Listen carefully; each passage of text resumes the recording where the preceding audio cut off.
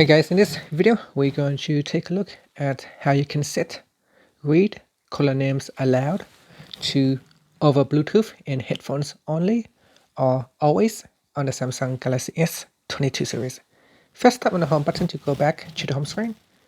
Then swipe down at the top and tap on the settings button.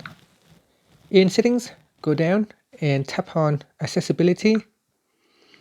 Then in here, go down and tap on interaction and dexterity. Next, go down and tap on answering and ending calls. Then tap on read caller names aloud on the left hand side panel. Make sure you switch this on. Then in here you can choose over Bluetooth and headphones only, or you could choose always. So if you choose always, it doesn't matter whether you are connected to your headphones or not. Your phone will always read caller names aloud when you have an incoming call.